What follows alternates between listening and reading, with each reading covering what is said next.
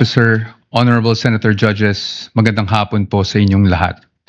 The issue before the impeachment court today is not whether you possess the power to issue a subpoena. The real issue is whether such power may be exercised in a manner that disregards due process and compels the production of documents and information beyond what is allowed by law. Your Honors, jurisprudence provides that for a subpoena to be valid, it must comply with twin requirements of one, definiteness, and two, relevance. Ibig sabihin po nun, dapat particularly described po ang nasasaklaw ng subpoena at dapat may direktang kaugnayan sa ginagawang paglilitis.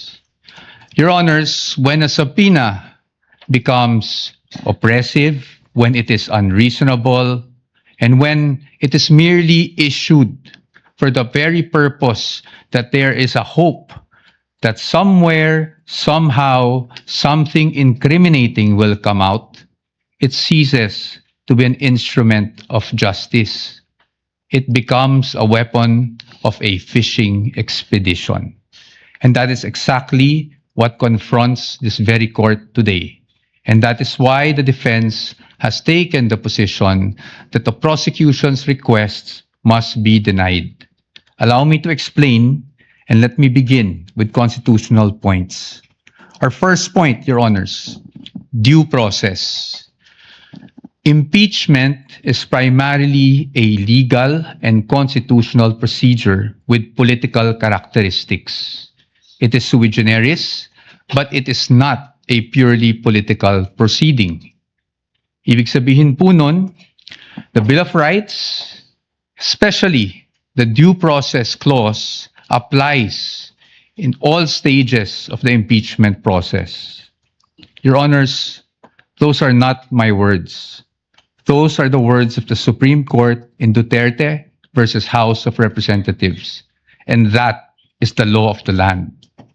When we speak of due process, we offer a simple proposition that evidence must be present to support each and every accusation. Pero hindi po yon yung nangyari dito. Balikan po natin kung saan nagsimula itong proceeding na ito.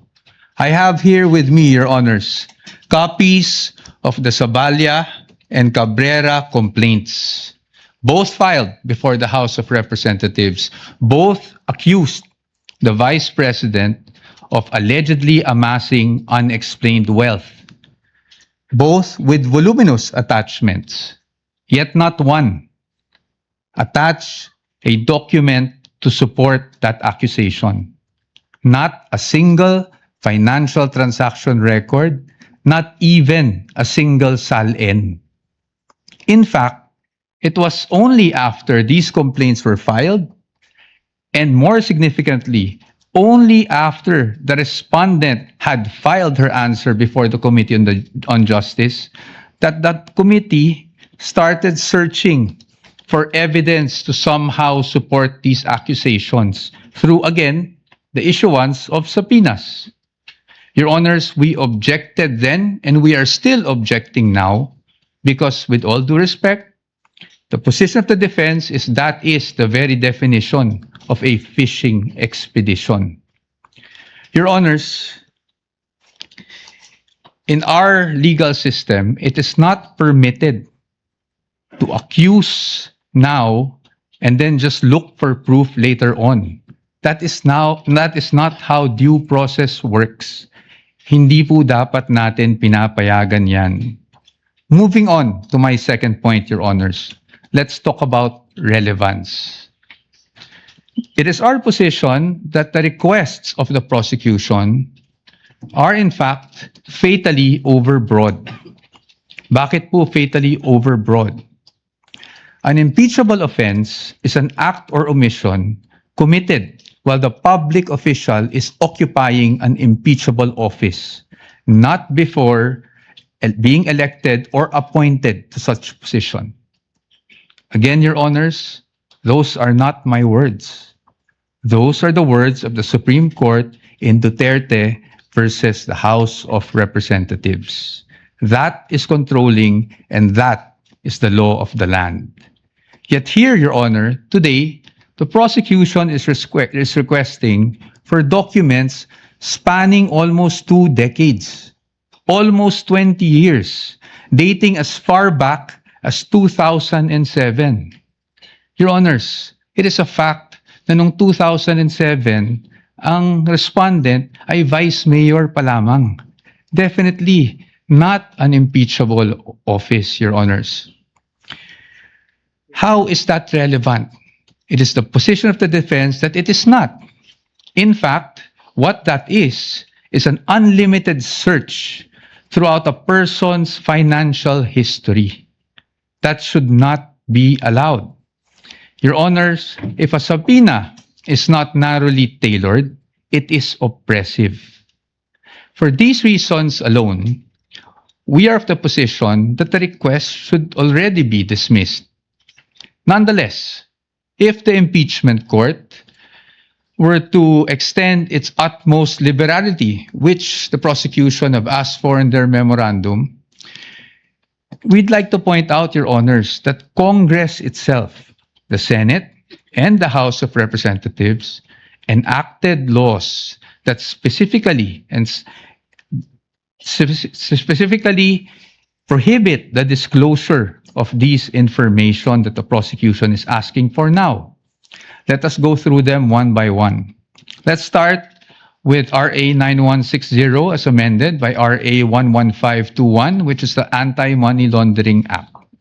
Your Honors, the prosecution is asking for covered transaction reports, suspicious transaction reports, financial intelligence reports, again, spanning almost 2 decades.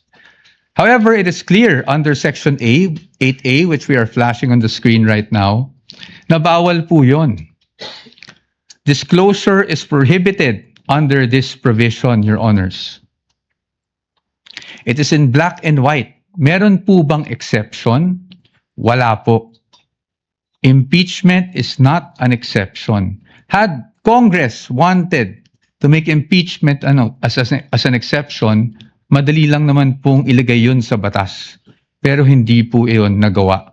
Now, in fact, I also have here copies of the Financial Intelligence Report and another report from the AMLAC, the Information Management Analysis Group, which were already marked as exhibits, Your Honor, and it's in the records of the court. No?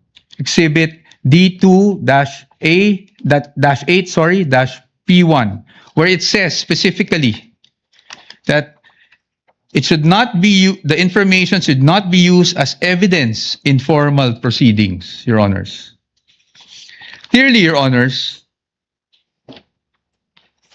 to compel AMLAC officials to disclose such information would be to compel them to violate the law.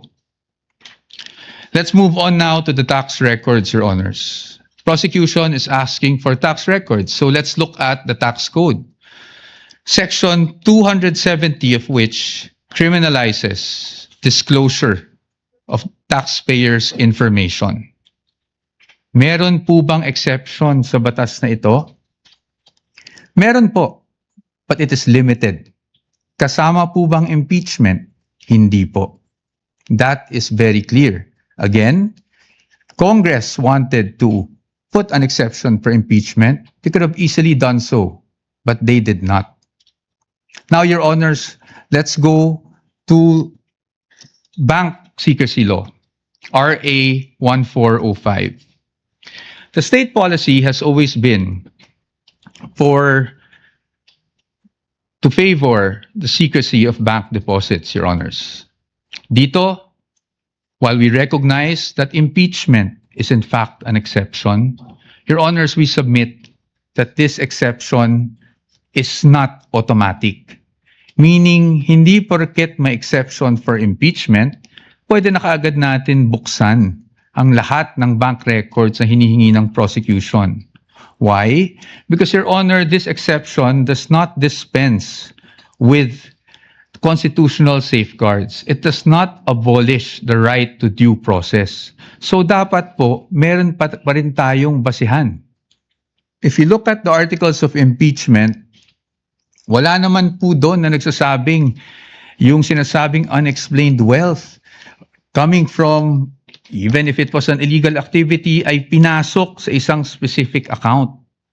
In fact, Your Honors, this exception does not automatically mean that we should permit a fishing expedition.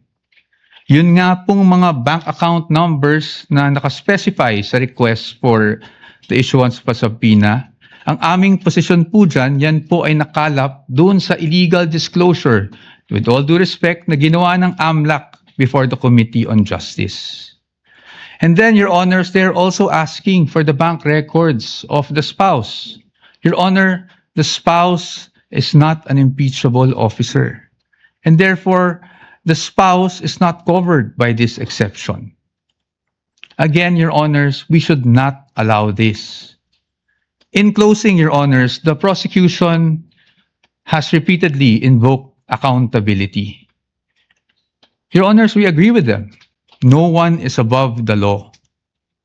But in the same manner, no one must fall below or be outside the protection of the law. Impeachment is indeed a powerful constitutional tool. But Your Honors, impeachment is not a magic word or a magic wand that one can just wave to transform an illegal act into a legal act, to transform unlawful access to lawful access. That is not what the Constitution contemplates. That is not what the laws enacted by Congress contemplate. And that is not something that the Honorable Impeachment Court should allow. We submit, Your Honors. Thank you very much.